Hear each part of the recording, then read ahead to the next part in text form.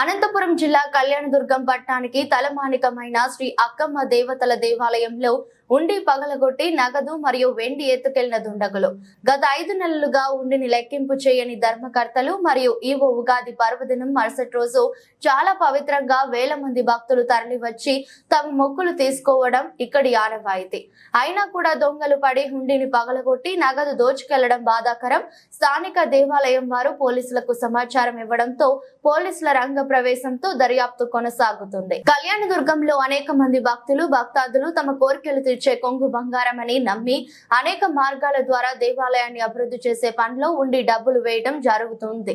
అయినా అక్కడక్కడ నియోజకవర్గంలో హుండీలను పగలగొడుతూ ఎన్నిసారి ఏకంగా పెద్ద హుండీనే ఎన్నుకోవడం జరిగింది. సుమారు 4 లక్షల వరకు 2 కేజీల వెండి వరకు ఉంటుందని ఆలయ కమిటీ చెప్తున్నటువంటి మాట.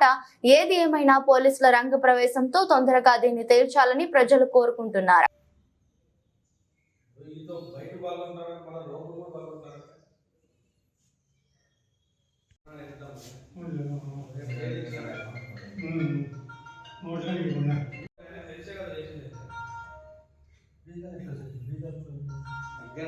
బీగాలు బాగా భద్రంగా